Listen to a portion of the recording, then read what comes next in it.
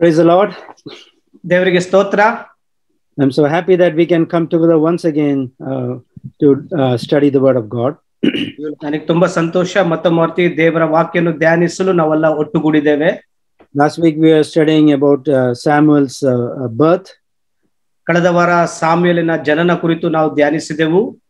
So we have some people in his life. We met some people in his life. ಅವನು ತಮ್ಮ ಜೀವಿತದಲ್ಲಿ ಅನೇಕ ಜನರನ್ನು ಸಂಧಿಸಿದನು. Especially we are discussing about his mother Hannah. ವಿಶೇಷವಾಗಿ ಅವರ ತಾಯಾದ ಅನ್ನಳ ಕುರಿತು ನಾವು ಧ್ಯಾನಿಸ್ತಾ ಇದ್ದೇವೆ. She was a praying mother who is praying for his family and for Samuel. ಅವಳು ವಿಶೇಷವಾಗಿ ಪ್ರಾರ್ಥನಾ ಜೀವಿತದಿಂದ ತುಂಬಿದಂತ ತಾಯಿಯಾಗಿದ್ದಳು ಮತ್ತು ಅವರ ಕುಟುಂಬಗೋಸ್ಕರನು ಪ್ರಾರ್ಥನೆ ಮಾಡುತ್ತಾ ಇದ್ದಳು. And also we studied that she dedicated his son to the Lord. ಅವಳು ತನ್ನ ಮಗನನ್ನು ದೇವರಿಗೆ ಸಮರ್ಪಿಸಿದಳು ಎಂಬುದಾಗಿ ನೋಡುತ್ತೇವೆ. Then we know that once Abraham Lincoln said like this, no one is poor who has a godly mother. Abraham Lincoln ಅವರು ಒಂದು ದಿನ ಈ ರೀತಿಯಾಗಿ ಹೇಳಿದರು, ಈ ಲೋಕದಲ್ಲಿ ಯಾರು ಬಡವರಿಲ್ಲ, ತಾಯಿ ಇರುವರು. So we have thankful to the Lord for praying mothers, all of our praying mothers. ನಮಗಾಗಿ ಪ್ರಾರ್ಥಿಸುವಂತ ಎಲ್ಲ ತಾಯಿಯರಿಗಾಗಿ ದೇವರಿಗೆ ಕೃತಜ್ಞತೆ ಸಲ್ಲಿಸೋಣ. So they are the encouragement behind all of us. ನಮ್ಮ ಎಲ್ಲ ಬೆಳವಣಿಗೆಗೆ ಪ್ರೋತ್ಸಾಹಕ್ಕೆ ನಮ್ಮ ಹಿಂದೆ ಅವರಿದ್ದಾರೆ. So Hannah was also an encouragement for Samuel. ಅನ್ನಳು ಅದೇ ರೀತಿಯಾಗಿ ಸಾಮ್ಯೇಲಿಗೆ ಪ್ರೋತ್ಸಾಹದಾಯಕವಾಗಿದ್ದಳು. Her life was an example for Samuel. ಅವಳ ಜೀವಿತವು ಸಾಮ್ಯೇಲಿಗೆ ಮಾದರಿಯಾಗಿತ್ತು. But when Samuel came to the temple, he started living there. He found other three people there. ಸಾಮ್ಯೇಲನು ದೇವರ ಆಲಯದಲ್ಲಿ ಬಂದು ಆತನು ಜೀವಿಸಿದಾಗ ಇತರ ಮೂರು ವ್ಯಕ್ತಿಗಳನ್ನು ಆತನು ಸಂಧಿಸುತ್ತಾನೆ. That is Eli and his two sons Hophni and Phinehas. ಏಲಿ ಮತ್ತು ಆತನ ಎರಡು ಮಕ್ಕಳಾದ ಹೋಫ್ನಿ ಮತ್ತು ಫಿನೆಹಾಸನು. But the three people are not straight people. ಆ ಮೂರು ವ್ಯಕ್ತಿಗಳು ಅವರು ನೇರವಾಗಿದ್ದಂತ ವ್ಯಕ್ತಿಗಳಾಗಿರ್ಲಿಲ್ಲ. They are not keeping the commandments of God. ಅವರು ದೇವರ ಆಜ್ಞೆಗಳನ್ನು ಪರಿಪಾಲಿಸುತ್ತಿದ್ದಿಲ್ಲ. And the two children are wicked people. ಆ ಎರಡು ಮಕ್ಕಳು ತುಂಬಾ ಕೆಟ್ಟತನದಿಂದ ಕೂಡಿದವರಾಗಿದ್ರು, ದುಷ್ಟರಾಗಿದ್ದರು. And they were doing sinning against the word of God and the Lord. ದೇವರ ವಿರುದ್ಧವಾಗಿಯೂ ದೇವರ ವಾಕ್ಯದ ವಿರುದ್ಧವಾಗಿ ಪಾಪ ಮಾಡುತ್ತಾ ಇದ್ದರು. And his father was not punishing them for that. ಇದರ ಕುರಿತಾಗಿ ಅವರ ತಂದೆ ಅವರನ್ನು ಶಿಕ್ಷಿಸ್ತಾ ಇದ್ದಿಲ್ಲ. He never talked to them or stopped them doing all these things. ಅವರು ಇದೆಲ್ಲ ಮಾಡಬೇಡ ಅಂತ ಹೇಳ್ತಾನೂ ಇದ್ದಿಲ್ಲ, ಅದನ್ನ ತಡೀತಾ ಇದ್ದಿಲ್ಲ. So the circumstances which he was living is not good for his spiritual life. ಈ ಪರಿಸ್ಥಿತಿಗಳಲ್ಲಿ ಆತನ ಆತ್ಮಿಕ ಬೆಳವಣಿಗೆ ಅದು ಸರಿಯಾದ ಜಾಗವಾಗಿದ್ದಿಲ್ಲ. But Samuel grew in before the Lord. ಆದರೆ ಸಾಮ್ಯೇಲನು ದೇವರ ದಯೆಯಲ್ಲಿ ಮತ್ತು ಆತನ ದೇವರ ಎದುರಿಗೆ ಜೀವಿಸ್ತಾ ಇದ್ದನು. So he was living in front of God as a faithful servant of God. ದೇವರ ಎದುರಿಗೆ ನಂಬಿಗಸ್ತನಾದ ದೇವರ ಮಗನಾಗಿ ಜೀವಿಸ್ತಾ ಇದ್ದನು. So the God is going to punish the people, Eli and his family. ದೇವರು ಏಲಿ ಮತ್ತು ಆತನ ಕುಟುಂಬದವರನ್ನು ಶಿಕ್ಷಿಸಲಿದ್ದಾನೆ. So when you come to chapter 2, we see there verse 27, then a man of God came to Eli and said to him. 27ನೇ ವಾಕ್ಯದಲ್ಲಿ ಓದ್ತೇವೆ, ದೇವರ ಮನುಷ್ಯನೊಬ್ಬನು ಏಲಿಯ ಬಳಿಗೆ ಬಂದು ಅವನಿಗೆ and when we come to verse 34, I'm not going to read the whole thing, only 34. Now this shall be a sign to you that will come upon your two sons, on Hophni and Phinehas. In one day they shall die, both of them. ಇದೆಲ್ಲ ನೆರವೇರುವುದು ಎಂಬುದಕ್ಕಾಗಿ ನಿನ್ನ ಮಕ್ಕಳಾದ ಹೋಫ್ನಿ ಮತ್ತು ಫಿನೆಹಾಸರು ಒಂದೇ ದಿವಸದಲ್ಲಿ ಸಾಯುವುದೇ ಗುರುತಾಗಿರುವುದು. Then I will raise up for myself a faithful priest who shall do according to what is in my heart and in my mind. I will build him a sure house, and he shall walk before my appointed forever.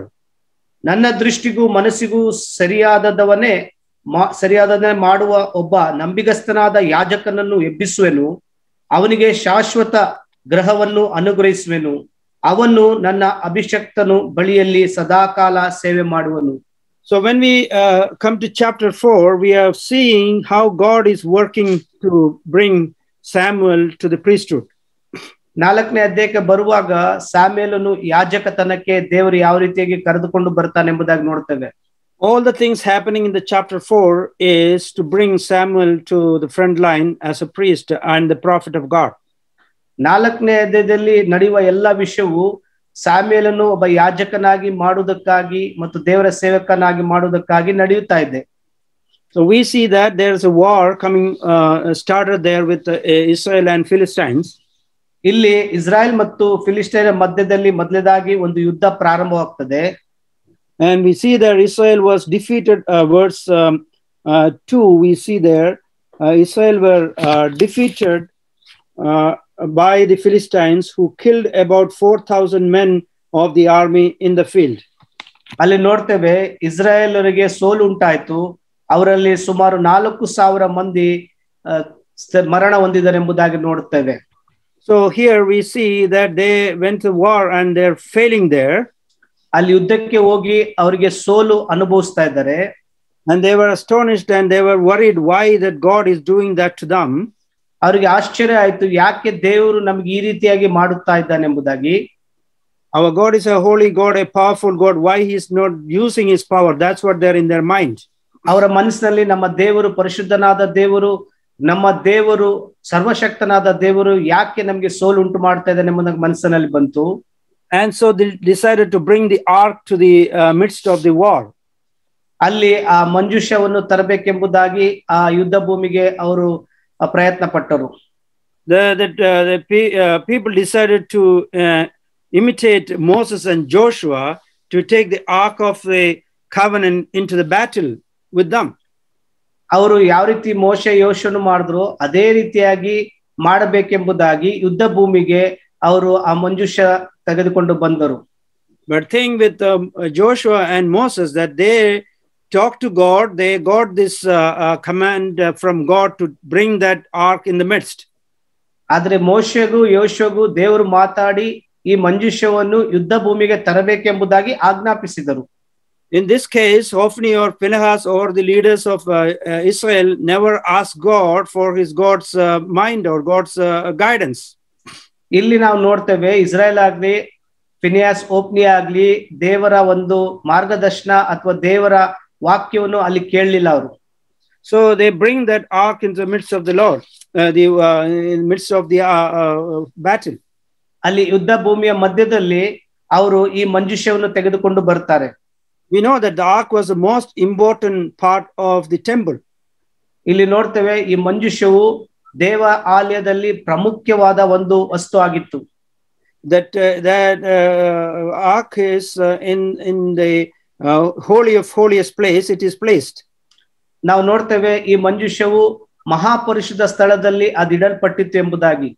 In the ark were the 2 tablets of law. ಅಲ್ಲಿ ಮಂಜೂಷ ಪೆಟ್ಟಿಗೆಗಳಿಗೆ 2 ದೇವರ ಆಜ್ಞೆಗಳು ಇತ್ತು. And it was on the golden mercy seat where God's glorious presence dwelt. ಅಲ್ಲಿ ದೇವರ ಕೃಪಾಸನ ಮೇಲೆ ದೇವರ ಆ ಮಹಿಮೆಯು ಇಳಿದು ಬರ್ತಾ ಇತ್ತು. This was the throne of God from which he spoke to his people. ಅದು ದೇವರ ಒಂದು ಸಿಂಹಾಸನವಾಗಿತ್ತು. ದೇವರು ಅದರ ಮೂಲಕ ಅವರ ಸಂಗಡ ಮಾತಾಡುತ್ತಾ ಇದ್ದನು. In Exodus chapter 25 verse 10 to 22 we read that. ವಿಮೋಚನಾ ಕಾಂಡ 25ನೇ ಅಧ್ಯಾಯ 10ನೇ ವಾಕ್ಯದಿಂದ ಅದನ್ನು ಓದ್ತೇವೆ. So the most holiest thing in the tabernacle was taken out from there and brought to the midst of the battle. ಮಹಾಪರಿಶುದ್ಧ ಸ್ಥಳದಲ್ಲಿದ್ದಂತ ಈ ಮಂಜೂಷವನ್ನು ಅವರು ಯುದ್ಧ ಭೂಮಿಗೆ ತೆಗೆದುಕೊಂಡು ಬಂದರು. Now we know that none of this happened by accident. They were all part of God's plan to choose Samuel as a priest and judge and prophet. ಇದು ಆಕಸ್ಮಿಕವಾಗಿ ನಡೆಯಿಲ್ಲ, ಇದೆಲ್ಲ ದೇವರ ಯೋಜನೆ ಆಗಿತ್ತು. ಯಾಕಂದ್ರೆ ಸಾಮ್ಯೇಲನನ್ನು ಒಬ್ಬ ಯಾಜಕನಾಗಿಯೂ ಒಬ್ಬ ಪ್ರವಾದಿಯನಾಗಿ ನೇಮಿಸಬೇಕೆಂಬುದಾಗಿ. So Never in the history of Israel, the ark of God ever fallen into the enemy's hand. ಇಸ್ರಾಯೇಲರ ಇತಿಹಾಸದಲ್ಲಿ ಅಥವಾ ಚರಿತ್ರೆಯಲ್ಲಿ ಈ ಮಂಜೂಷವು ಯಾವತ್ತೂ ಶತ್ರುವಿನ ಪಾಳೆಗೆ ಸಿಕ್ಕಿದ್ದಿಲ್ಲ. Now what happened is the war, when the ark came to the midst of Israel, they were all shouting and praising. ಈ ಮಂಜೂಷವು ಯುದ್ಧ ಭೂಮಿಗೆ ಬಂದಾಗ ಎಲ್ಲರೂ ಜೋರಾಗಿ ಕೂಗುತ್ತಾ ದೇವರಿಗೆ ಸ್ತೋತ್ರ ಮಾಡುತ್ತಾ ಇದ್ದರು. And the Philistine was afraid of that. ಇದನ್ನು ನೋಡಿ ಫಿಲಿಸ್ತೀಯರು ಹೆದರಿದರು. Because they know that the God led them from Egypt by bringing plague in their midst. ಇಲ್ಲಿ ನೋಡ್ತೇವೆ ಫಿಲಿಸ್ತೀಯರಿಗೆ ಭಯವಾಯಿತು, ಯಾಕಂದ್ರೆ ದೇವರು ಐಗುಪ್ತ ದೇಶದಿಂದ ಇವರನ್ನು ಅನೇಕ ಪಿಡುಗಳನ್ನು ತರುವ ಮೂಲಕ ಇವರಿಗೆ ಬಿಡುಗಡೆ ಮಾಡಿದರು. The Philistines know the power of God. ಫಿಲಿಸ್ತೀಯರಿಗೆ ದೇವರ ಬಲ ಶಕ್ತಿ ಗೊತ್ತಿದೆ. Sometimes we don't know the power of God, but the people around us, the other people will know more than about God. ಕೆಲ ಸಮಯದಲ್ಲಿ ನಮಗೆ ಗೊತ್ತಿರಲ್ಲ, ಆದ್ರೆ ನಮ್ಮ ಸುತ್ತ ಇರುವ ಜನರಿಗೆ ನಮ್ಮ ದೇವರ ಶಕ್ತಿ ಏನೆಂಬುದಾಗಿ ಗೊತ್ತುಂಟು. So the people around us are afraid because they know that our God is a powerful God. ನಮ್ಮ ಸುತ್ತ ಇರುವಂತ ಜನರಿಗೆ ಗೊತ್ತು ನಮ್ಮ ದೇವರು ಆತನು ಸರ್ವಶಕ್ತನಾದ ದೇವರೆಂಬುದಾಗಿ. Our God is an almighty God. ಆತನು ಸರ್ವಶಕ್ತನಾದ ದೇವರು. So God, in this case, they used God for their own purpose. ಇಲ್ಲಿ ನಾವು ನೋಡ್ತೇವೆ ದೇವರು ತಮ್ಮ ಸ್ವಂತ ಲಾಭಕ್ಕಾಗಿ ಅವರು ಉಪಯೋಗಿಸಿದರು. They never honor God, but they use God for their own purpose. ಅಲ್ಲಿ ದೇವರನ್ನು ಅವರು ಗೌರವಿಸಿ ಮಾನಗನ ತರಲಿಲ್ಲ, ಆದ್ರೆ ತಮ್ಮ ಉದ್ದೇಶಕ್ಕಾಗಿ ದೇವರನ್ನು ಕರೆತಂದರು. But the Bible says that in chapter 2, we read that them who honor me, I will honor. ನಾವು ವಾಕ್ಯದಲ್ಲಿ ನೋಡ್ತೇವೆ, ನನ್ನನ್ನು ಸನ್ಮಾನಿಸುವರನ್ನು ನಾನು ಸನ್ಮಾನಿಸುವೆನು. So here we never see that Hophni and Phinehas honoring God at any time of their life. ಇಲ್ಲಿ ನೋಡ್ತೇವೆ ಹೋಫ್ನಿಯ ಫಿನೆಹಾಸ್ ಅವರು ತಮ್ಮ ಜೀವಿತ ಕಾಲದಲ್ಲಿ ದೇವರನ್ನು ಸನ್ಮಾನಿಸಲಿಲ್ಲ. The ark was kept behind the veil and in the holiest of holy place. ಅಲ್ಲಿ ನಾವು ನೋಡ್ತೇವೆ ಈ ಮಂಜೂಷವು ಮಹಾಪರಿಶುದ್ಧ ಸ್ಥಳದಲ್ಲಿ ಆ ಪರದೆ ಹಿಂದೆ ಇಡಲ್ಪಟ್ಟಿತ್ತು. On the day of atonement, only the high priest go inside and praise God and praise God there. ಅಲ್ಲಿ ದೋಷ ಪರಿಹಾರ ದಿನ ಮಾತ್ರ ಅಲ್ಲಿ ಮಹಾಯಾಜಕನು ವರ್ಷಕ್ಕೊಮ್ಮೆ ಹೋಗಿ ಅಲ್ಲಿ ದೇವರಿಗೆ ಆತನು ಸ್ತುತಿ ಸಲ್ಲಿಸ್ತಾ ಇದ್ದನು. And only the high priest go and touch that place or go to that place. ಮಹಾಯಾಜಕನು ಮಾತ್ರ ಆ ಸ್ಥಳಕ್ಕೆ ಹೋಗಬೇಕಾಗಿತ್ತು. But here we see that Hophni and Phinehas went and took the ark from the holiest of holy place.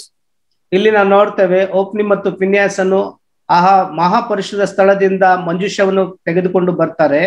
But we see that Eli never blocked that. Eli never blocked them to take that from the tabernacle. ಎಲಿಯನ್ನು ಇವರನ್ನು ತಡೆಗಟ್ಟಲಿಲ್ಲ ಆ ಮಂಜೂಷವನ್ನು ತೆಗೆದುಕೊಂಡು ಹೋಗಬಾರದೆಂಬುದಾಗಿ. So the throne of God was taken away from the place which it should be. ಆ ದೇವರ ಸಿಂಹಾಸನ ಎಲ್ಲಿರ್ಬೇಕಾಯ್ತು ಅಲ್ಲಿರ್ಲಿಲ್ಲ, ಅಲ್ಲಿಂದ ಅವರು ಹೊರಗಡೆ ತೆಗೆದುಕೊಂಡು ಹೋದರು. So God is using this time to teach both Israel and also the Philistines. ದೇವರು ಈ ಸಮಯವನ್ನು ಇಸ್ರಾಯೇಲರಿಗೂ ಮತ್ತು ಫಿಲಿಸ್ಟಿಯರಿಗೂ ಇಬ್ಬರಿಗೂ ಪಾಠ ಕಲಿಸಬೇಕೆಂಬುದಾಗಿ ತೀರ್ಮಾನಿಸಿದ್ದಾನೆ.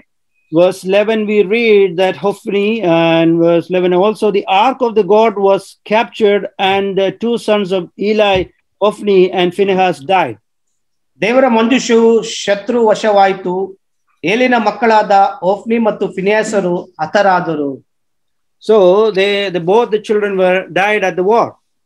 ಅಲ್ಲಿ ಇಬ್ಬರು ಮಕ್ಕಳು ಆ ಯುದ್ಧ ಭೂಮಿಯಲ್ಲಿ ಮರಣ ಹೊಂದಿದರು. So here there comes the word of the prophet which talked to Eli before is coming true. ಇಲ್ಲಿ ಆ ಪ್ರವಾದಿ ಹೇಳಿದ್ದ ಪ್ರವಾದನೆಯು ಇಲ್ಲಿ ನೆರವೇರ್ತಾ ಇದೆ ಮತ್ತು ಸತ್ಯವಾಗಿ ನಡೆದಿತ್ತು. Before we read that the same day both of them were died. ಅಲ್ಲಿ ನೋಡ್ತೇವೆ ಒಂದೇ ದಿನದಲ್ಲಿ ಇಬ್ಬರು ಹತರಾದರು ಎಂಬುದಾಗಿ ನೋಡ್ತೇವೆ. When we go to verse 12 to 18 we see that high priest Eli was also dead. 12ರಿಂದ 18ನೇ ವಾಕ್ಯದಲ್ಲಿ ನೋಡುವಾಗ ಮಹಾಯಾಜಕನಾದ ಎಲಿಯನು ಸಹ ಅಲ್ಲಿ ಮರಣ ಹೊಂದಿದನು ಎಂಬುದಾಗಿ.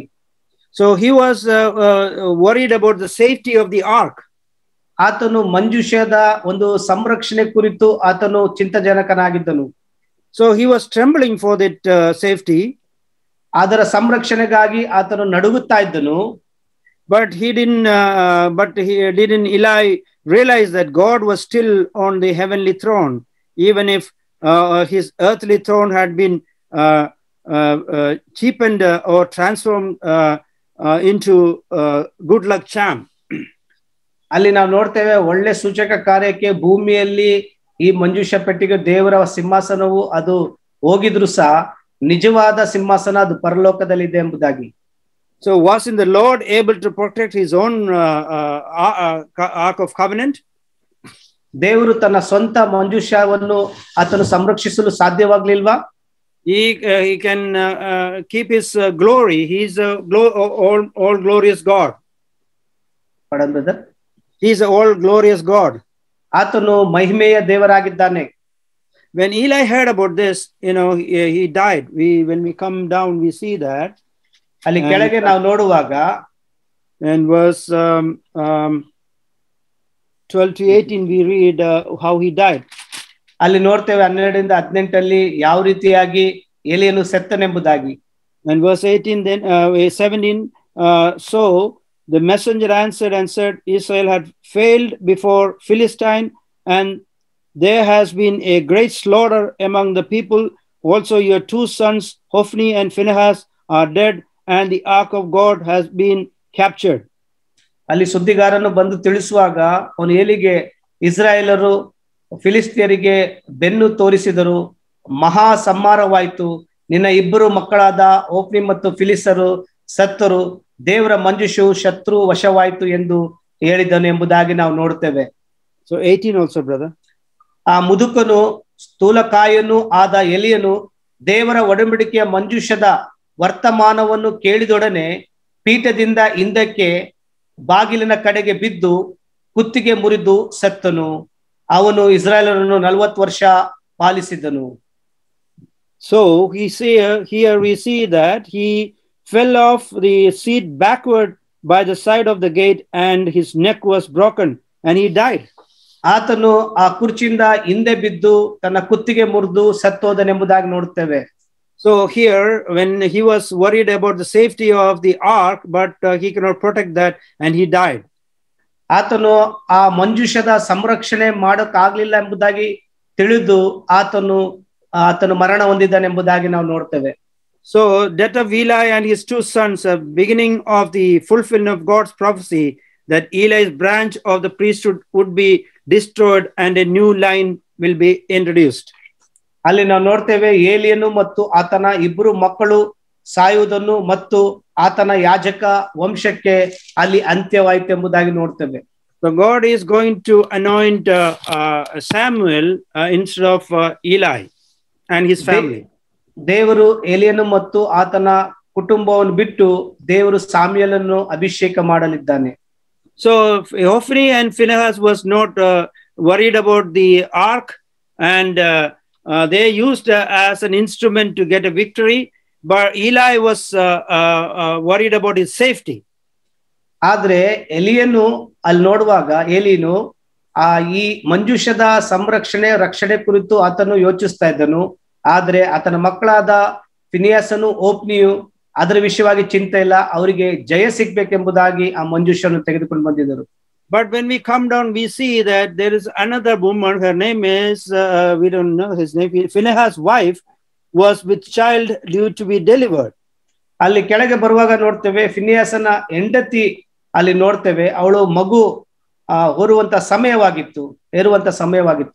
So can you read 19, brother? ಫಿನಿಯಾಸನ ಹೆಂಡತಿಯಾದ ಅವನ ಸೊಸೆಯು ದಿನ ತುಂಬಿದ ಗರ್ಭಿಣಿಯಾಗಿದ್ದು ದೇವರ ಮಂಜೂಷವು ಶತ್ರು ವಶವಾದದನ್ನು ಮಾವನು ಗಂಡನು ಹತರಾದದನ್ನು ಕೇಳಿದೊಡನೆ ಪ್ರಸವ ವೇದನೆ ಉಂಟಾಗಿ ಮಗುವನ್ನು ಎತ್ತಳು. So she heard that she was pregnant, and that pain came and she gave birth to a child. ಅವಳು ಪ್ರಸವ ವೇದನೆ ಉಂಟಾಗಿ ಮಗುವನ್ನು ಎತ್ತಳು ಎಂಬುದಾಗಿ ನೋಡ್ತೇವೆ. That news of that the taken the ark away, and his husband and his brother-in-law died. That affected her very greatly. ತನ್ನ ಮಾವ ಮತ್ತು ತನ್ನ ಗಂಡ ಮತ್ತು ಮತ್ತು ಮಂಜುಷವು ಶತ್ರುವಶವಾದ ಕಾರಣ ಅವಳಿಗೆ ತುಂಬಾ ವೇದನೆ ಉಂಟಾಯಿತು. But the important part of her words is verse 21 and 22. ಅವಳ ಜೀವಿತದಲ್ಲಿ ಬಹಳ ಮುಖ್ಯವಾದ ಮಾತು ಯಾವ್ದಂದ್ರೆ 21, 22 ವಾಕ್ಯದಲ್ಲಿ ನಾವು ಈ ರೀತಿಯಾಗಿ ಓದ್ತೀವಿ. ದೇವರ ಮಂಜುಷವು ಶತ್ರುವಶವಾದುದರಿಂದಲೂ ಮಾವನು ಗಂಡಲು ಮೃತ್ಯು ಹೊಂದಿದ್ದರಿಂದಲೂ ಮಹಿಮೆಯು ಇಸ್ರಾಯೇಲನ್ನು ಬಿಟ್ಟು ಹೋಯ್ತೆಂದು ಹೇಳಿ ಆ ಕೂಸಿಗೆ ಇಕಬೋದ್ ಎಂದು ಹೆಸರಿಟ್ಟಳು. ದೇವರ ಮಂಜುಷವು ಶತ್ರುವಶವಾದುದರಿಂದಲೇ ಇಸ್ರಾಯೇಲರ ಮಹಿಮೆಯು ಹೋಯ್ತು ಅಂತ ಹೇಳಿದಳು. So here we see that the glory has departed from Israel. ಇಲ್ಲಿ ಇಸ್ರಾಯೇಲಿನಿಂದ ಆ ದೇವರ ಮಹಿಮೆ ಹೋಯಿತೆಂದು ಹೇಳಿದಳು. She is not worried about the death of his husband and husband's brother.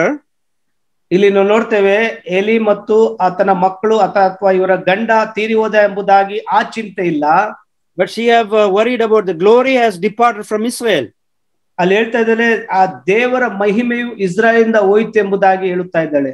So she give her child the name having the same meaning, Ichabod. ಅಲ್ಲಿ ಅದೇ ರೀತಿಯಾದ ಅರ್ಥ ಇರುವಂತ ಮಗುಗೆ ಹೆಸರಿಡ್ತಾಳೆ ಇಕಬೋದ್ ಎಂಬುದಾಗಿ. So the presence of the glory of God was a sign of the presence of God in the midst of Israel when they're camping in the wilderness. ಅವರು ಅರಣ್ಯದಲ್ಲಿ ಅವರು ಈ ವಾಸ ಮಾಡುತ್ತಿದ್ದಾಗ ಆ ದೇವರ ಪ್ರಸನ್ನತೆಯು ಯಾವಾಗಲೂ ಅವರ ಸಂಗಡ ಇರ್ತಾ ಇತ್ತು, ಅದೇ ಅವರಿಗೆ ಇರ್ತಾ ಇತ್ತು. But now the glory departed. ಈಗ ನೋಡ್ತೇವೆ ಆ ಮಹಿಮೆಯು ಅವರನ್ನು ಬಿಟ್ಟು ಹೋಯಿತು. So when King Solomon dedicated the temple, the glory of God returned. We read in First Kings chapter 8 verse 10. ಒಂದು ಅರಸ 8ನೇ ಅಧ್ಯಾಯ 10ನೇ ವಾಕ್ಯದಲ್ಲಿ ನಾವು ದೇವರ ವಾಕ್ಯವನ್ನು ಓದಾಗ ಸಾಲಮೋನು ತನ್ನ ಆಲಯವನ್ನು ಪ್ರತಿಷ್ಠಾಪಿಸಿದಾಗ ಆ ದೇವರ ಮಹಿಮೆ ಬಂತು ಎಂಬುದಾಗಿ ನೋಡ್ತೇವೆ. ಯಾಜಕರು ಪರಿಶುದ್ಧ ಸ್ಥಳದಿಂದ ಹೊರಗೆ ಬಂದ ಕೂಡಲೇ ಮೇಘವು ಯೆಹೋವನ ಆಲಯವನ್ನು ತುಂಬಿಕೊಂಡಿತ್ತು. So the glory of the God came back to Israel and to the temple when he dedicated the temple. Solomon dedicated the temple. ಸಾಲಮೋನು ದೇವರ ಆಲಯವನ್ನು ಪ್ರತಿಷ್ಠಾಪಿಸಿದಾಗ ಆ ದೇವರ ಮೇಘವು ಮಹಿಮೆಯು ಪುನಃ ಇಳಿದು ಬಂತು ಎಂಬುದಾಗಿ ನಾವು ನೋಡ್ತೇವೆ.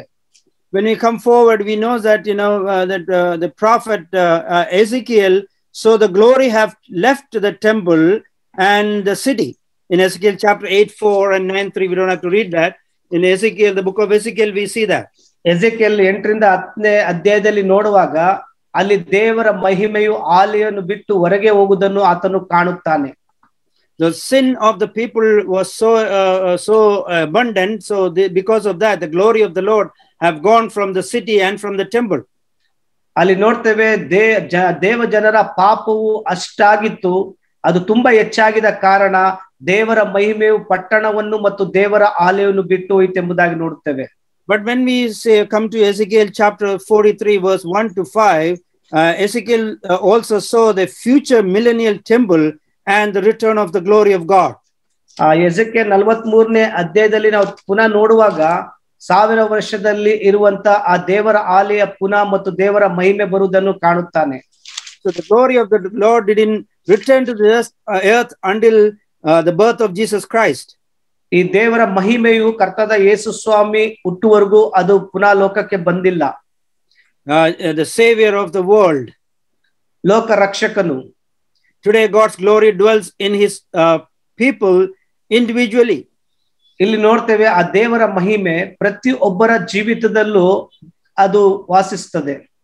So when Jesus Christ came and he established the church, and he's also dwelling in the church. ಯೇಸು ಸ್ವಾಮಿ ಬಂದು ಆಲಯವನ್ನು ಸಭೆಯನ್ನು ಸ್ಥಾಪಿಸಿದಾಗ ಅಲ್ಲಿ ದೇವರ ಮಹಿಮೆಯು ಇರುತ್ತದೆ. God is pleased to make us his own temple. ದೇವರು ನಮ್ಮನ್ನೇ ತನ್ನ ದೇವರ ಆಲಯವಾಗಿ ಆತನ ನೇಮಿಸಲಿ ಆತನಿಗೆ ಸ್ವಂತ ತುಂಬಾ ಇಷ್ಟವಾಗಿದೆ. Shall we read 1 Corinthians chapter 6 verse 19 and 20? 1 ಕೊರಿಂಥ್ಯ 6ನೇ ಅಧ್ಯಾಯ 19ನೇ ವಾಕ್ಯ ಮತ್ತು 20ನೇ ವಾಕ್ಯದಲ್ಲಿ ನಾವು ನೋಡುವಾಗ ದೇವರ ವಾಕ್ಯ ಈ ರೀತಿಯಾಗಿರ್ತದೆ. ದೇವರಿಂದ ದೊರಕಿ ನಿಮ್ಮೊಳಗೆ ನೆಲೆಗೊಂಡಿರುವ ಪವಿತ್ರಾತ್ಮನಿಗೆ ನಿಮ್ಮ ದೇಹವು ಗರ್ಭಗುಡಿಯಾಗಿದೆ ಎಂಬುದಾಗಿ ನಿಮಗೆ ತಿಳಿಯದೋ? ನೀವು ನಿಮ್ಮ ಸ್ವಂತ ಸ್ವತ್ತಲ್ಲ, ನೀವು ಕ್ರಯಕ್ಕೆ ಕೊಳ್ಳಲ್ಪಟ್ಟವರು ಆದ ಕಾರಣ ನಿಮ್ಮ ದೇಹದಲ್ಲಿ ದೇವರ ಪ್ರಭಾವವನ್ನು ಪ್ರಕಾಶಪಡಿಸಿರಿ. So we are having a great privilege to become the children of God and also the temple of God. ನಮಗೆ ಒಂದು ದೊಡ್ಡ ವಿಶೇಷವಾದ ಕಾರ್ಯ ಇದೆ. ನಾವು ದೇವರ ಮಕ್ಕಳಾಗುವುದಕ್ಕೂ ಮತ್ತು ದೇವರ ಆಲಯವಾಗುವುದಕ್ಕೂ ನಮಗೆ ದೇವರು ಒಂದು ವಿಶೇಷವಾದ ಸಂಗತಿಯನ್ನು ಕೊಟ್ಟಿದ್ದಾನೆ. Your body is a temple of the Holy Spirit, in who is in you, whom you have from God, and you are not your own. ದೇವರಿಂದ ದೊರಕಿ ನಿಮ್ಮೊಳಗೆ ನೆಲೆಗೊಂಡಿರುವ ಪವಿತ್ರಾತ್ಮನಿಗೆ ನಿಮ್ಮ ದೇಹವು ಗರ್ಭಗುಡಿಯಾಗಿದೆ ಎಂಬುದಾಗಿಯೂ ಮತ್ತು ನೀವು ನಿಮ್ಮ ಸ್ವಂತ ಸತ್ತಲ್ಲ. So sometimes we think that we are ours. ಕೆಲ ಸಮಯದಲ್ಲಿ ನಾವು ತಿಳ್ಕೊಳ್ತೇವೆ ಈ ದೇಹವು ನಮ್ಮದೆಂಬುದಾಗಿ. Our decisions, our will and our actions will show that that fellow is for his own purpose living in this world. ನಾವು ತಿಳ್ಕೊಳ್ತೇವೆ ನಮ್ಮ ಕಾರ್ಯಗಳ ಮೂಲಕ ನಮ್ಮ ಎಲ್ಲ ಆಲೋಚನೆಗಳ ಮೂಲಕ ಲೋಕದಲ್ಲಿ ಜೀವಿಸ್ತಾ ಇರೋದು ನಮ್ಮ ಸ್ವಂತ ಇಷ್ಟ ಪ್ರಕಾರ ಎಂಬುದಾಗಿ. We have to understand that we are brought at a price, therefore glorify God in your body. ನಾವು ತಿಳ್ಕೊಳ್ಬೇಕು, ನಾವು ಒಂದು ಕ್ರಯಕ್ಕೆ ಕೊಳ್ಳಲ್ಪಟ್ಟಿದ್ದೇವೆ ದೇವರ ಮಹಿಮೆಗಾಗಿ ಜೀವಿಸೋದಕ್ಕೋಸ್ಕರ. And in your spirit, which are God's. ಆತ್ಮದಲ್ಲಿ ಜೀವಿಸ್ಕ ಅದು ದೇವರದು ಎಂಬುದಾಗಿ. So as the children of God, now we are the temple of God and the glory indwells in us. ನಾವೀಗ ದೇವರ ಮಕ್ಕಳಾಗಿ ಆ ದೇವರ ಮಹಿಮೆಯು ನಮ್ಮಲ್ಲಿಗೆ ವಾಸಿಸುತ್ತದೆ. So we are not like Hophni and Phinehas, we are not like Eli. We have to keep that glory. ನಾವು ಏಲಿಯ ರೀತಿಯಾಗಿ ಅಥವಾ ಆತನ ಮಕ್ಕಳಾದ ಓಫ್ನಿಯ ಮತ್ತು ಫಿನಿಯಾಸನ ರೀತಿಯಲ್ಲ, ಆ ದೇವರ ಮಹಿಮೆಯನ್ನು ನಾವು ಇಟ್ಕೊಳ್ಳಬೇಕು. We have to give importance that the glory of God indwelling in us. ನಾವು ಬಹಳ ಪ್ರಾಮುಖ್ಯವಾಗಿ ತಿಳಿದುಕೊಳ್ಬೇಕು ದೇವರ ಮಹಿಮೆ ನಮ್ಮಲ್ಲಿ ಜೀವಿಸ್ತಾ ಇದೆ ಎಂಬುದಾಗಿ. When we come to Ephesians chapter 2 verse 19 to 22, ಎಫೆಸಿಯ ಬರೆದ ಪತ್ರಿಕೆ 2ನೇ ಅಧ್ಯಾಯ 19ನೇ ವಾಕ್ಯದಲ್ಲಿ ನಾವು ಓದುವಾಗ, so we read there, brother, can you read that? 2:19 and 20, brother. Yeah. ನಾನಂತೂ 22 ವರ್ಸ್ ಬ್ರದರ್ 19. ನಾನಂತೂ ದೇವರಿಗಾಗಿ ಜೀವಿಸುವುದಕ್ಕೋಸ್ಕರ ಧರ್ಮ ಪ್ರಮಾಣ ಮೂಲಕವಾಗಿ ಧರ್ಮ ಪ್ರಮಾಣದ ಪಾಲಿಗೆ ಸತ್ತನು, ಕ್ರಿಸ್ತನೊಂದಿಗೆ ಶಿಲುಬೆಗೆ ಹಾಕಿಸಿಕೊಂಡವನಾಗಿದ್ದೇನೆ. ಇನ್ನು ಜೀವಿಸುವವನು ನಾನಲ್ಲ, ಕ್ರಿಸ್ತನು ನನ್ನಲ್ಲಿ ಜೀವಿಸುತ್ತಾನೆ. ಈಗ ಶರೀರದಲ್ಲಿರುವ ನಾನು ಜೀವಿಸುವುದು ಹೇಗೆಂದರೆ ದೇವಕುಮಾರನ ಮೇಲನ ನಂಬಿಕೆಯಲ್ಲೇ. ಆತನು ನನ್ನನ್ನು ಪ್ರೀತಿಸಿ ನನಗೋಸ್ಕರ ತನ್ನನ್ನು ಒಪ್ಪಿಸಿಬಿಟ್ಟನು. ನಾನು ದೇವರ ಕೃಪೆಯು ನಿರಾರ್ಥಕ ಮಾಡುವುದಿಲ್ಲ. ಕರ್ಮ ಮಾರ್ಗದಿಂದ ನೀತಿ ಉಂಟಾಗುವುದಾದರೆ ಕ್ರಿಸ್ತನು ಮರಣವನ್ನು ಹೊಂದಿದ್ದಕ್ಕೆ ಕಾರಣವೇ ಇಲ್ಲ. So here apostle is talking about or giving an example of a building which is built for the Lord. ಇಲ್ಲಿ ಅಪೊಸ್ತಲನಾದ ಪೌಲನು ಒಂದು ಉದಾಹರಣೆ ಕೊಡ್ತಾ ಇದ್ದಾನೆ ದೇವರಿಗೋಸ್ಕರ ಕಟ್ಟಲ್ಪಟ್ಟ ಒಂದು ಕಟ್ಟಡ ವಿಷಯವಾಗಿ. So Christ is a chief cornerstone. ಇಲ್ಲಿ ನಾವು ನೋಡ್ತೇವೆ ಯೇಸು ಸ್ವಾಮಿಯೇ ಮುಖ್ಯವಾದ ಮೂಲೆಗಲ್ಲಾಗಿದ್ದಾನೆಂಬುದಾಗಿ. So in whom the whole building being fitted together grow into a holy temple in the Lord. ಅದೆಲ್ಲ ಕೂಡಿಸಲ್ಪಟ್ಟು ಒಂದು ದೇವರ ಆಲಯವಾಗಿದೆ ಎಂಬುದಾಗಿ ನಾವು ನೋಡ್ತೇವೆ. So in whom you also are being built together for a dwelling place of God in the Spirit. ಇಲ್ಲಿ ನಾವು ನೋಡ್ತೇವೆ ಆತನಲ್ಲಿ ಸಹ ಪವಿತ್ರಾತ್ಮನ ಮೂಲಕವಾಗಿ ನಾವು ನಿವಾಸ ಸ್ಥಾನವಾಗಲಿಕ್ಕೆ ಆತನ ಸಂಗಡ ಕಟ್ಟಲ್ಪಟ್ಟಿದ್ದೇವೆ. So dearly beloved, we are built together as a temple also, as a church. ಇಲ್ಲಿ ನಾವು ನೋಡ್ತೇವೆ ಸಭೆಯಾಗಿ ಕಟ್ಟಲ್ಪಟ್ಟಿದೆ ಎಂಬುದಾಗಿ ನೋಡ್ತೇವೆ. So we are individually holy and holiness, the God's glory is in us. ನಾವು ವೈಯಕ್ತಿಕವಾಗಿ ಪರಿಶುದ್ಧರಾಗಿದ್ದೇವೆ ಮತ್ತು ವೈಯಕ್ತಿಕವಾಗಿ ದೇವರ ಆ ಮಹಿಮೆ ನಮ್ಮಲ್ಲಿದೆ. And also we collectively come together as a church. That's also the glory of God indwells within us. ನಾವು ಸಭೆಯಾಗಿ ಜೊತೆಗೆ ಕೂಡಿ ಬರುವಾಗ ಅಲ್ಲೂ ಸಹ ದೇವರ ಮಹಿಮೆಯು ನೆಲೆಗೊಳ್ಳುತ್ತದೆ ಎಂಬುದಾಗಿ ನೋಡ್ತೇವೆ. So we are built together for the glory of God. ನಾವು ದೇವರ ಮಹಿಮೆಗಾಗಿ ಕಟ್ಟಲ್ಪಟ್ಟಿದ್ದೇವೆ. ಕ್ಷಮಿಸ್ಬೇಕು, ಅವಲೇ ಗಲಾತೆ ಓದಿದ್ದು ಎಫೆಸಿಯ 2:19. So dearly beloved, we have a great responsibility given to us as the children of God. ಪ್ರಿಯರೇ, ನಮಗೆ ದೇವರ ಮಕ್ಕಳಾಗಿ ಹೆಚ್ಚಿನ ಜವಾಬ್ದಾರಿ ಕೊಡಲ್ಪಟ್ಟಿದೆ. So we are not worried about Eli. ನಾವು ಏಲಿ ಬಗ್ಗೆ ಚಿಂತೆ ಮಾಡೋದು ಬೇಡ. But we are just like Eli's daughter-in-law. We are worried about the glory of God. ನಾವು ಏಲಿಯ ಸೊಸೆಯ ರೀತಿಯಲ್ಲಿ ಇರಬೇಕು, ಆ ದೇವರ ಮಹಿಮೆ ಕುರಿತು ನಾವು ಚಿಂತಾಗ್ರಸ್ತರಾಗಿರ್ಬೇಕು. So God will keep the church. You don't have to worry about the safety of the church. ದೇವರ ಮಕ್ಕಳು, ದೇವರು ತನ್ನ ಮಕ್ಕಳು ಸಭೆಯ ಕುರಿತು ಅವರು ಚಿಂತೆ ಮಾಡಬೇಕಾಗಿ ಮತ್ತು ರಕ್ಷಣೆ ಕುರಿತು ಆತನು ಯೋಚಿಸ್ತಾ ಇದ್ದಾನೆ. But we should be worried about the glory of God. ಆದ್ರೆ ನಾವು ದೇವರ ಮಹಿಮೆಗಾಗಿ ಚಿಂತೆ ಪಡುವರಾಗಿರ್ಬೇಕು. If the glory of God gone from in the midst of us, then everything will gone. ದೇವರ ಮಹಿಮೆಯು ನಮ್ಮ ಮಧ್ಯದಿಂದ ಹೋಗುವುದಾದ್ರೆ ಎಲ್ಲವೂ ಹೋಗಿದ ರೀತಿಯಲ್ಲಿ ಆಗುತ್ತದೆ. So the ark is gone to the hand of Philistines. ಇಲ್ಲಿ ಆ ಮಂಜೂಷವು ಫಿಲಿಸ್ಟಿಯರ ಹಸ್ತಕ್ಕೆ ಹೋಗಿದೆ. So now the ark was in their hand. ಈಗ ಮಂಜೂಷವು ಅವರ ಕೈಯಲ್ಲಿದೆ.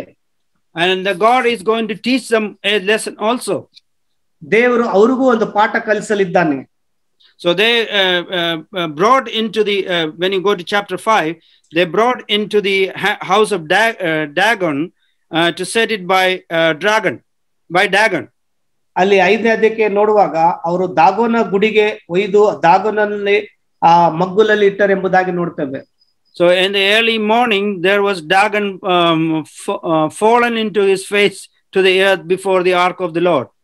ಅಲ್ಲಿ ನೋಡ್ತೇವೆ ಆ ಮಂಜೂಷರ ಮುಂದೆ ದಾಗೋನನ್ನು ಬೋರಲಾಗಿ ಬಿದ್ದಿದ್ದನೆಂಬುದಾಗಿ ನಾವು ನೋಡ್ತೇವೆ. So they took Dagon and set it in its place again. ದಾಗೋನನ್ನು ತಿರುಗಾ ತೆಗೆದು ನಿಲ್ಲಿಸಿದರು. So next day when they come, we see that again falling down. ಮುಂದಿನ ದಿನ ಬೆಳಗ್ಗೆ ಬಂದು ನೋಡುವಾಗ ದಾಗೋನು ತಿರುಗಾ ಕೆಳಗೆ ಬಿದ್ದಿದ್ದನ್ನು ನೋಡ್ತಾರೆ. Fallen on his face to the ground before the ark of the Lord, the head of dragon and both the palms of his hands were broken off on the threshold. Dragon's torso was left of it. ಅಲ್ಲಿ ನೋಡ್ತೇವೆ ದಾಗೋನ ತಲೆಯು ಕೈ ಕಡಿಯಲ್ಪಟ್ಟಿತ್ತು, ಹೊಸ್ತಿಲಿನ ಮೇಲೆ ಬಿದ್ದಿತ್ತು ಎಂಬುದಾಗಿ, ಮಂಡೆ ಮಾತ್ರ ಯೆಹೋವನ ಮಂಜೂಷ ಮುಂದೆ ಬಿದ್ದಿತ್ತು ಎಂಬುದಾಗಿ ನೋಡ್ತೇವೆ. So no gods can stand before our God, Almighty God. ನಮ್ಮ ದೇವರ ಮುಂದೆ ಯಾರು ಸಹ ನಿಲ್ಲಕ್ಕೆ ಸಾಧ್ಯವಾಗುವುದಿಲ್ಲ. They are all gods made by hands. ಅವರೆಲ್ಲ ನಮ್ಮ ಕೈಗಳಿಂದ ಮಾಡಲ್ಪಟ್ಟ ದೇವರು ಎಂಬುದಾಗಿ ನೋಡ್ತೇವೆ. They don't have power or life. ಅವ್ರಿಗೆ ಯಾವುದೇ ಜೀವ ಅಥವಾ ಶಕ್ತಿ ಇರುವುದಿಲ್ಲ. But our God is an almighty God. ನಮ್ಮ ದೇವರು ಸರ್ವಶಕ್ತನಾದ ದೇವರು. No evil can stand before him. ಯಾವುದೇ ದುರಾತ್ಮಗಳು ಆತನ ಮುಂದೆ ನಿಲ್ಲಲು ಸಾಧ್ಯವಾಗುವುದಿಲ್ಲ. So the priest and dragon house were tread and the threshold of dragon in Ashol on to this day. But the hand of the Lord was, verse 6, but the hand of the Lord was heavy on the people of Ashod, and he revenged them and struck them with tumors, both Ashod and its territory. ಅಲ್ಲಿ ನಾವು ನೋಡ್ತೇವೆ ದೇವರ ಹಸ್ತವು ಅಶೋತ ದಿನದವರಿಗೆ ಬಾಧಕವಾಯಿತು. ಆತನು ಆ ನಗರದಲ್ಲಿಯೂ ಅದರ ಗ್ರಾಮದಲ್ಲಿಯೂ ಗಡ್ಡೆ ರೋಗವನ್ನು ಬರಮಾಡಿ ಇವುಗಳಿಗೆ ಹಾಳು ಮಾಡಿದನೆಂಬುದಾಗಿ ನೋಡ್ತೇವೆ. So they want to take the dragon from the ark from their place. ಅವರು ಆ ಸ್ಥಳದಿಂದ ಮಂಜೂಷವನ್ನು ತೆಗೆದುಕೊಂಡು ಹೋಗ್ಬೇಕೆಂಬುದಾಗಿ ಬಯಸಿದರು. Then they sent the ark to the carried to Gath. ಅಲ್ಲಿಂದ ಗತ್ ಊರಿಗೆ ಅವರು ಕಳುಹಿಸಿದರೆಂಬುದಾಗಿ ನೋಡುತ್ತೇವೆ. Then the people were worried about there, and they were so struck by the Lord. ಅಲ್ಲೂ ಸಹ ಆ ಜನರಿಗೆ ಬಾಧಕವಾಯಿತು. They also had tumors and broke out of them in their midst. ಅವ್ರಿಗೂ ಸಹ ಅಲ್ಲಿ ಗಡ್ಡೆ ರೋಗ ಬಂದಿತ್ತು ಮತ್ತು ಅವರ ಮಧ್ಯದಲ್ಲಿ ಸಮಸ್ಯೆ ಉಂಟಾಯಿತು ಎಂಬುದಾಗಿ ನೋಡುತ್ತೇವೆ. Then they sent to Ekron. ಅವರು ಎಕ್ರೋನಿಗೆ ಕಳಿಸಿದರು. And the people of Ekronites, they are crying and they say, have brought the ark of the God of Israel to us to kill us and our people. ನೀವು ಈ ಮಂಜೂಷವನ್ನು ನಮ್ಮ ಜನರನ್ನು ಸಾಯಿಸುವುದಕ್ಕಾಗಿ ಮತ್ತು ಅನೇಕ ರೋಗಗಳಿಂದ ಬಾಧಿಸುವುದಕ್ಕಾಗಿ ಕರೆತಂದರೆ ಎಂಬುದಾಗಿ ಹೇಳಿಕೊಂಡ್ರು. So our God is start to punish that people who captured the ark. ನಮ್ಮ ದೇವರು ಯಾರು ಮಂಜೂಷವನ್ನು ತೆಗೆದುಕೊಂಡು ಹೋದರೋ ಅವರಿಗೆ ಶಿಕ್ಷಿಸಲು ಪ್ರಾರಂಭಿಸಿದನು. So all the lords of Philistine gathered together, then they decided to send it away to Israel. ಅಲ್ಲಿ ಫಿಲಿಸ್ತರ ಎಲ್ಲ ಹಿರಿಯರು ಸೇರಿ ಅವರು ಮತ್ತೆ ಇಸ್ರಾಯೇಲರಿಗೆ ಕಳಿಸಬೇಕೆಂಬುದಾಗಿ ಯೋಚನೆ ಮಾಡಿದರು. So there was a deadly destruction. When we come to verse 11, we see for there was a deadly destruction throughout all the city, and the hand of God was very heavy there. ಅಲ್ಲಿ 11ನೇ ವಾಕ್ಯಕ್ಕೆ ಬರುವಾಗ ದೇವರ ಹಸ್ತವು ಅವರಿಗೆ ಬಾಧಕವಾಗಿದ್ದರಿಂದ ಅವರಿಗೆ ಮರಣ ಭಯ ಉಂಟಾಯ್ತು. ಅವರು ಫಿಲಿಸ್ಟಿಯ ಪ್ರಭುಗಳೆಲ್ಲರೂ ಕೂಡಿಸಿ ಅವರಿಗೆ ಇಸ್ರಾಯೇಲರ ದೇವರ ಮಂಜೂಷದಿಂದ ನಮಗೂ ನಮ್ಮ ಜನರಿಗೂ ಮರಣ ಉಂಟಾಗದ ಹಾಗೆ ಅದನ್ನು ಅದರ ಸ್ಥಳಕ್ಕೆ ಕಳಿಸಿ ಬಿಡಿರಿ ಎಂದು ಹೇಳಿದರು. So now the ark was in the city of Philistine. ಇಲ್ಲಿ ಈ ಮಂಜೂಷವು ಫಿಲಿಸ್ಟಿಯ ಪಟ್ಟಣಗಳಲ್ಲಿತ್ತು. So they want to send this to Israel. ಇದನ್ನು ಇಸ್ರಾಯೇಲರಿಗೆ ಪುನಃ ವಾಪಸ್ ಹಿಂತಿರುಗಿಸಬೇಕೆಂಬುದಾಗಿ ಅವರು ಯೋಚನೆ ಮಾಡಿದರು. So what these people, they're all the priests and all these people gathered together, they decided what to do. They answered chapter 6 verse 4, in the midst we read, they answered 5 golden tumors and 5 golden rats according to the number of the lords of Philistine, for the same plague was on all of you and on your lords. ಜನರು ನಾವು ಪ್ರಾಯಶ್ಚಿತ್ತಾರ್ಥವಾಗಿ ಕಳಿಸತಕ್ಕದೇನು ಎನ್ನಲು ಅವರು ನಿಮಗೂ ನಿಮ್ಮ ಪ್ರಭುಗಳಿಗೂ ಒಂದೇ ವಿಧವಾದ ವ್ಯಾಧಿ ಇರುವುದರಿಂದ ಪ್ರಭುಗಳ ಸಂಖ್ಯೆಗೆ ಸರಿಯಾಗಿ ಬಂಗಾರದ 5 ಗಡ್ಡೆಗಳನ್ನು ಇಲಿಗಳನ್ನು ಮಾಡಿಸಬೇಕು ಎಂದು ಹೇಳಿದರು. So they want to send this ark from their midst, because the God cannot live in the midst of Gentiles or in the midst of sinners. ಇಲ್ಲಿ ಈ ಮಂಜೂಷವನ್ನು ಅವರು ಕಳಿಸಬೇಕಂತ ಇದ್ರು. ಯಾಕಂದ್ರೆ ದೇವರು ಅವರು ಶತ್ರುವಿನ ಪಾಳೆ ಆಗ್ಲಿ ಪಾಪಿಗಳ ಮಧ್ಯದಾಗ್ಲಿ ಅನ್ಯರ ಮಧ್ಯದಲ್ಲಿ ಇರಲು ಬಯಸುವುದಿಲ್ಲ. So verse 6 we read again, why then do you harden your hearts as the Egyptians and Pharaoh hardened their hearts when he did mighty things among them? Did they not let the people go that they might depart? ನೋಡ್ತೇವೆ 6ನೇ ವಾಕ್ಯದಲ್ಲಿ, ಐಗುಪ್ತರಂತೆಯೂ ಫರೋನಂತೆಯೂ ನಿಮ್ಮ ಹೃದಯಗಳನ್ನು ಕಠಿಣಪಡಿಸಿಕೊಳ್ಳುವುದಕ್ಕೆ ಇಸ್ರಾಯೇಲರನ್ನು ಕಳಿಸಲಲ್ಲದೆ ಇವರನ್ನು ಯೆಹೋವನು ಎಷ್ಟು ವಿಧವಾಗಿ ಬಾಧಿಸಬೇಕಾಯಿತಲ್ಲ. So they have an example before them that what happened to Egypt. ಅಲ್ಲಿ ಅವರಿಗೆ ಒಂದು ಉದಾಹರಣೆ ಇದೆ ಐಗುಪ್ತ ದೇಶದಲ್ಲಿ ಏನ್ ನಡೆಯಿತು ಎಂಬುದಾಗಿ. When they hardened their heart, what happened? They have gone through more plagues. ಅವರಿಗೆ ಹೃದಯಗಳನ್ನು ಕಠಿಣಪಡಿಸಿಕೊಳ್ಳುವಾಗ ಅನೇಕ ಬಾಧೆಗೆ ಉಂಟಾಯಿತು ಎಂಬುದಾಗಿ ನೋಡ್ತೇವೆ. They have gone through severe plagues. ಅವರು ಕಠಿಣವಾದ ಪಿಡುಗುಗಳನ್ನು ಎದುರಿಸಬೇಕಾಗಿತ್ತು. So they have an example there. ಅಲ್ಲಿ ಒಂದು ಉದಾಹರಣೆ ಹೇಳ್ತಾರೆ. In the word of God we have a lot of examples how we have to relate with God. ಇಲ್ಲಿ ನಾವು ದೇವರ ವಾಕ್ಯದಲ್ಲಿ ಅನೇಕ ಉದಾಹರಣೆಗಳಿದೆ ದೇವರೊಟ್ಟಿಗೆ ನಾವು ಯಾವ ರೀತಿಯಾಗಿ ಇರಬೇಕೆಂಬುದಾಗಿ. Here we have to give importance to our Christian life. ನಮ್ಮ ಕ್ರೈಸ್ತಿಯ ಜೀವಕ್ಕೆ ನಾವು ಪ್ರಾಮುಖ್ಯತೆಯನ್ನು ಕೊಡಬೇಕು. Sometimes we harden our heart regarding the things which the sin in our midst. ನಮ್ಮ ಮಧ್ಯದಲ್ಲಿ ಪಾಪಗಳು ಇರುವಾಗ ನಮ್ಮ ಹೃದಯಗಳನ್ನು ಕಠಿಣಪಡಿಸಿಕೊಳ್ತೇವೆ. You are not going to repent and you continue in the sin. ನಾವು ಪ್ರಾಯಶ್ಚಿತ್ತ ಪಡುವುದಿಲ್ಲ, ಆದರೆ ಪಾಪದಲ್ಲೇ ಇನ್ನು ಮುಂದುವರಿಯವರಾಗಿರ್ತೇವೆ. So the hardened heart will get more punishment, just like the Pharaoh and the Egyptians got. ಕಠಿಣಪಡಿಸಿಕೊಳ್ಳುವ ಹೃದಯಕ್ಕೆ ಹೆಚ್ಚಿನ ಶಿಕ್ಷೆ ಬರ್ತದೆ. ಯಾವ ರೀತಿಯಾಗಿ ಐಗುಪ್ತ ದೇಶದಲ್ಲಿ ಫರೋನು ಕಠಿಣಪಡಿಸಿಕೊಂಡಾಗ ಶಿಕ್ಷೆ ಬಂದಂತೆ. Now still we see that they want to test this whether it is from the God or not. ಅವರು ದೇವರನ್ನು ಪರೀಕ್ಷಿಸಲು ಇಷ್ಟಪಡುತ್ತಾರೆ, ಇದು ದೇವರಿಂದನಾ ಅಥವಾ ದೇವರ ಅಲ್ಲದಿಂದ ಎಂಬುದಾಗಿ. All the deaths and the plague and the sickness came to their midst was sent by God or not. ಅವರು ಪರೀಕ್ಷಿಸಲು ಇಷ್ಟಪಡ್ತಾರೆ, ಈ ಎಲ್ಲ ಕಾಯಿಲೆಗಳು, ಈ ಎಲ್ಲ ಮರಣಗಳು, ಈ ಎಲ್ಲ ಸಂಕಟಗಳು ದೇವರಿಂದ ಬಂದಿದ್ದ ಅಥವಾ ಅಲ್ಲವಾ ಎಂಬುದಾಗಿ. In verse 7 we read, brother can read it. ಈಗ ನೀವು ಒಂದು ಹೊಸ ಒಡಂಬಡಿಕೆಯನ್ನು ಮಾಡಿಸಿ, ಹೊಸ ಬಂಡಿಯನ್ನು ಮಾಡಿಸಿ, ಅದಕ್ಕೆ ಹಾಲು ಕರೆಯುವ ಮತ್ತು ಎಂದು ನೊಗೆ ಹೊರದ 2 ಹಸುಗಳನ್ನು ಹೂಡಿ ಆ ಬಂಡಿಯ ಮೇಲೆ ಯೆಹೋವನ ಮಂಜೂಷವನ್ನು ನೀವು ಪ್ರಾಯಶ್ಚಿತ್ತಾರ್ಥವಾಗಿ ಕೊಡುವ ಬಂಗಾರದ ವಸ್ತುಗಳು ಉಳ್ಳ ಚಿಕ್ಕ ಪೆಟ್ಟಿಗೆಯನ್ನು ಇಟ್ಟು ಕಳಿಸಿಬಿಡಿರಿ. ಆ ಹಸುಗಳು ಕರುಗಳನ್ನು ಮನೆಗೆ ತೆಗೆದುಕೊಂಡು ಹೋಗಿರಿ. Yes, brother. Then they therefore make a new cart. It's chapter 6 verse 7. New cart, take 2 milk cows which have never been yoked, and hitch the cows to their cart and take their cows home away from them. ಅಲ್ಲಿ ನಾವು ನೋಡ್ತೇವೆ ಒಂದು ಹೊಸ ಬಂಡಿಯನ್ನು ಮಾಡಿಸಿ ಅದಕ್ಕೆ ಹಾಲು ಕರೆಯುವ ಮತ್ತು ಎಂದು ನೊಗೆ ಹೊರದ 2 ಹಸುಗಳನ್ನು ಹೂಡಿ ಆ ಬಂಡಿಯ ಮೇಲೆ ಯೆಹೋವನ ಮಂಜೂಷವನ್ನು ನೀವು ಪ್ರಾಯಶ್ಚಿತ್ತವಾಗಿ ಕೊಡುವ ಬಂಗಾರ ವಸ್ತುಗಳನ್ನು ಚಿಕ್ಕ ಪೆಟ್ಟಿಗೆಯನ್ನು ಇಟ್ಟು ಕಳಿಸಿ ಬಿಡಿರಿ. And they know that when the cow, is that the calf is not with them, the cow will come back, the calf not to the place which they want to go. ಅಲ್ಲಿ ನಾವು ನೋಡ್ತೇವೆ ಹಸು ತನ್ನ ಕರುಗಳು ಇಲ್ಲದೆ ಇರುವಾಗ ಪುನಃ ಅದು ಕರು ಹತ್ರ ಬರ್ತದೆ ಎಂಬುದಾಗಿ ನಾವು ನೋಡ್ತೇವೆ. So they don't want to depart from their calf and they don't want to leave the cart alone there.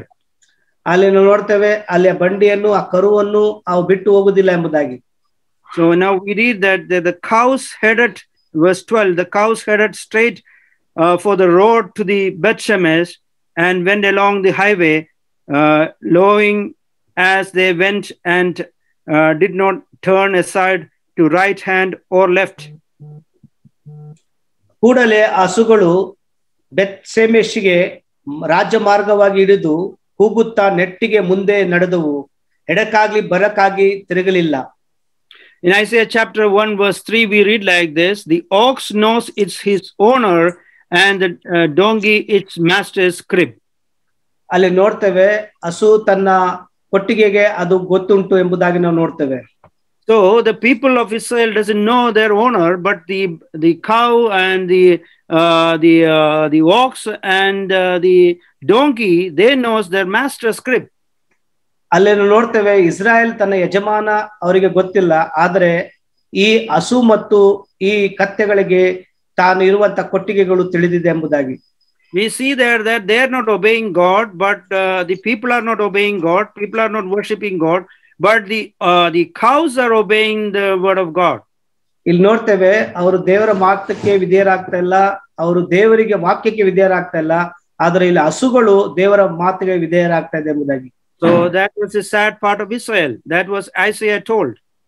ಯೆಶಾಯನು ಹೇಳಿದ ಪ್ರಕಾರ ಇದು ನಿಜವಾಗ್ಲೂ ಇಸ್ರಾಯೇಲ್ ಕುರಿತು ತುಂಬಾ ದುಃಖಕರವಾದ ಸುದ್ದಿ. So then we see that the cart came into verse 14. The cart came into the field of Joshua of Beth-Shemesh and stood there. ಆ ಬಂಡಿಯು ಬೆತ್-ಶೆಮೆಷಿನ ನಾದ ಯೋಶುವನ ಹೊಲದಲ್ಲಿ ದೊಡ್ಡ ಕಲ್ಲಿನ ಬಳಿಗೆ ಬಂದು ನಿಲ್ಲಲು ನಾವು ನೋಡ್ತೇವೆ. So there a large stone was there. So they split the wood of the cart and offered the cows as a burnt offering to the Lord.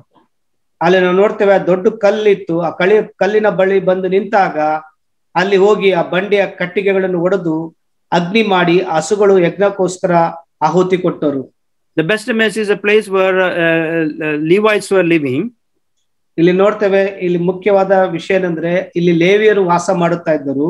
So the Levites took down the ark of the Lord and the chest that was with it, and it was their article of gold, and put them on the large stone.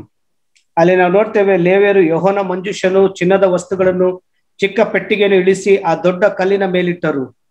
And they made a sacrifice for God. ಆ ದೇವರಿಗೋಸ್ಕರ ಅಲ್ಲಿ ಒಂದು ಯಜ್ಞವನ್ನು ಸಮರ್ಪಿಸಿದರು. They offered the cows as a burnt offering for the Lord. ಆ ಹಸುಗಳನ್ನು ದೇವರಿಗೆ ಯೆಹೋವನಿಗೋಸ್ಕರ ಆಹುತಿ ಮಾಡಿದರು. So the cows are coming from the field. The Philistines were living near the seaside, and that Israel is giving on the mountain side. ಫಿಲಿಸ್ಟಿಯರು ಸಮುದ್ರದ ಬಳಿಯಲ್ಲಿ ಅವರು ವಾಸಿಸ್ತಾ ಇದ್ರು, ಇಸ್ರಾಯೇಲರು ಬೆಟ್ಟದ ಮೇಲೆ ವಾಸಿಸ್ತಾ ಇದ್ರು. So they are going from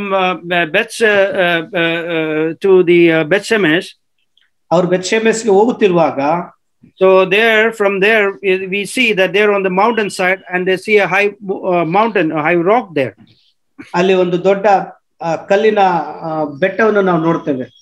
So they sacrificed there. They were a very good beginning, and the Lord was with them, and the ark of the covenant was there.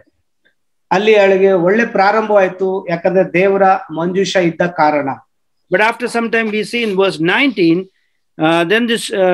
then he struck the men of Beth-Shemesh because they had looked into the ark of the Lord. He struck 50,070 men of the people, and the people lamented because the Lord has struck the people with a great slaughter. ಅಲ್ಲಿ 19ನೇ ವಾಕ್ಯದಲ್ಲಿ ನೋಡ್ತೇವೆ, ಬೆತ್-ಶೆಮೆಷಿನವರು ಯೆಹೋವನ ಮಂಜೂಷದಲ್ಲಿ ಎಣಕಿ ನೋಡಿದರಿಂದ ಯೆಹೋವನು ಅವರಲ್ಲಿ 70 ಮಂದಿಯನ್ನು ಸಾಯಿಸಿದನು. ಇದಲ್ಲದೆ 50,000 ಜನರನ್ನು ಮರಣ ಹೊಂದಿದರು. ಯೆಹೋವನು ತಮ್ಮಲ್ಲಿ ಮಹಾನಾಶ ಉಂಟು ಮಾಡಿದಿಂದ ಬೆತ್ಷೆಮೆಷರು ಗೋಳಾಡಿದರು ಎಂಬುದಾಗಿ ನೋಡ್ತೇವೆ. So here we see a good start. They started with worshiping God and praising God for what God have done in their life.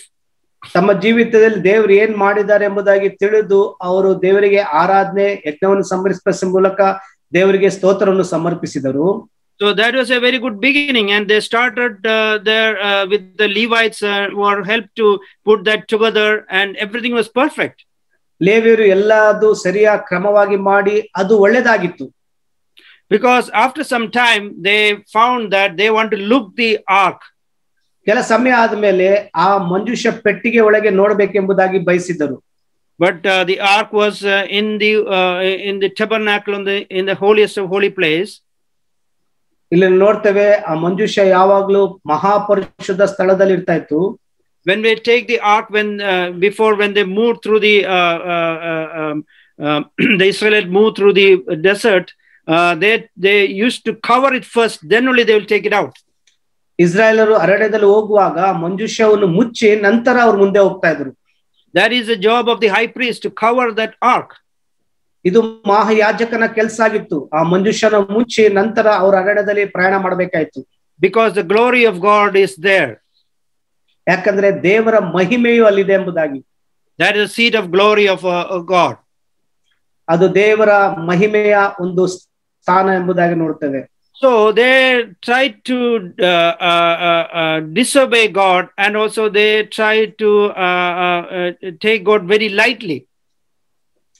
ದೇವರಿಗೆ ಅವಿದ್ಯರಾಗಿದ್ದು ಮತ್ತು ದೇವರನ್ನು ಅವರು ಸರಳವಾಗಿ ತೆಗೆದುಕೊಂಡರು.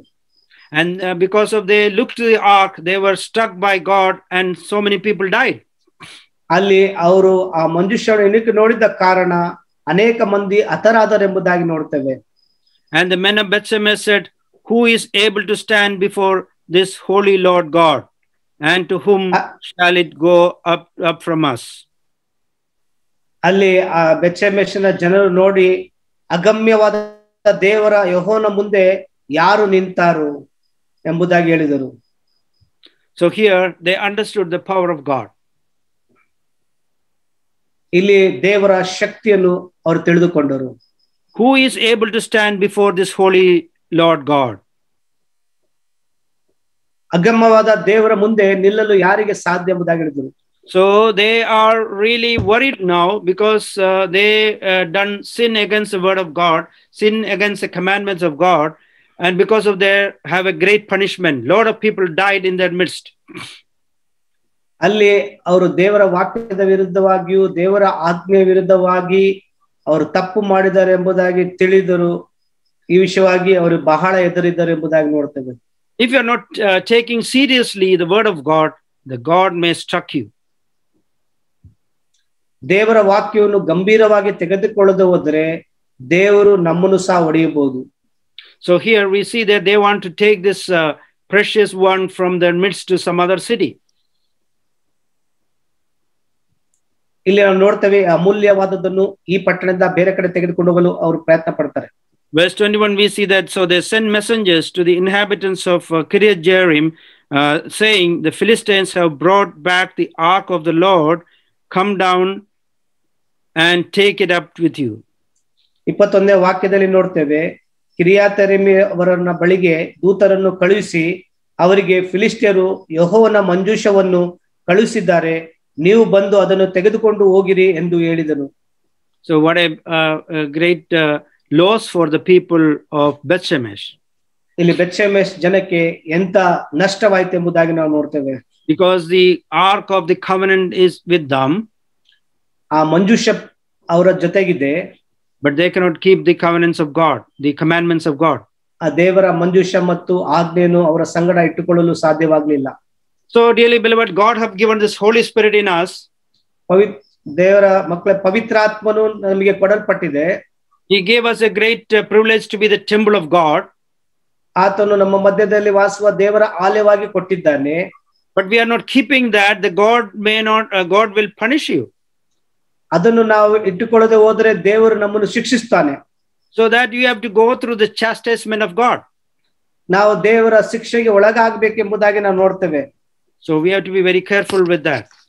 ಆದ ಕಾರಣ ಈ ವಿಷಯವಾಗಿ ನಾವು ತುಂಬಾ ಎಚ್ಚರಿಕೆಯಿಂದ ಇರಬೇಕು.